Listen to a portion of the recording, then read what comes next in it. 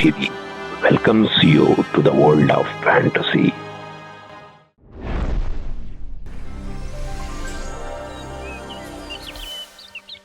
ఒక మంచి ఫ్యాంటసీ కథతో ఈరోజు మీ ముందుకు వచ్చాము. కథలోకి వెళ్దామా? అనగనగా ఒక గ్రామం. ఆ గ్రామంలో వంశీ అనే బాలుడు ఉండేవాడు. ఆ బాలుడికి జంతువులంటే చాలా ఇష్టం.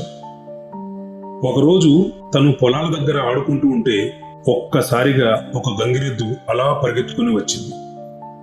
అది సాధారణమైనటువంటి గంగిరెద్దు కాదు. దాని ఒళ్ళంతా బంగారు రంగుతో మెరిసిపోతోంది. కాళ్ళల్లో చిన్న చిన్న గంటలు, మెడలో చిన్న చిన్న గంటలు టంగు టంగున మోగుతున్నాయి. వంశీ ఆశ్చర్యంగా ఆ గంగిరెద్దు వైపు చూశాడు. గంగిరెద్దు దగ్గరికి వచ్చి తన మృదువైన స్వరంతో ఇలా మాట్లాడింది. వంశీ, నీ హృదయం చాలా మంచిదని నాకు తెలుసు. అందుకే నేను నీ దగ్గరికి వచ్చాను. నా దగ్గర ఒక మాయలతో ఉన్నటువంటి గంట ఉంది. నీవు ఆ గంట మోగిస్తే నీ కోరికలు నెరవేరుతాయి. కానీ గుర్తుపెట్టుకో వంశీ, ఆ కోరిక ఇతరులకు ఆనందం తెచ్చే విధంగానే ఉండాలి. అంటే ఒకసారి గంట మోగించావు అంటే అది అవతల వ్యక్తికి సంతోషం కలిగించే విధంగా ఉంటేనే ఆ గంట పనిచేస్తుంది అని చెప్పి గంగిరెద్దు చాలా గంభీరంగా వంశీతో చెప్పింది. వంశీ ఆలోచనలో పడ్డాడు.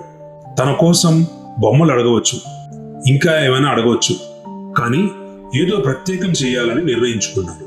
ఆ గంగిరెద్దుతో వంశీ, మా ఊరిలో ఎప్పుడు తాగునీరు దొరకదు. ప్రజలు చాలా ఇబ్బంది పడుతున్నారు. నాకు కావాల్సింది కూడా అదే. మా ఊరిలో శాశ్వతంగా మంచినీరు వచ్చి ఏర్పాటు చేస్తే చాలా బాగుంటుంది అన్నాడు. గంగిరెద్దు అలా ఒకసారి ఆలోచించుకొని వంశీ వైపు చూసి నవ్వింది. తన గంట మోగింది. వెంటనే పొలాల దగ్గర స్వచ్ఛమైన బావి అలా ఉద్భవించింది. ఆ బావిలో నీరు ఎప్పటికీ ఎండిపోకుండా తలతల మెరుస్తూ కనబడుతుంది.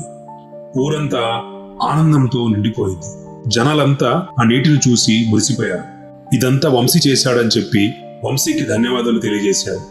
గంగిరెద్దు మళ్ళీ మాట్లాడుతూ, నిజమైన మాయ అంటే మనసులో నుంచి ఇతరుల పట్ల ప్రేమ చూపించడం. నీవు అదే చేశావు వంశీ.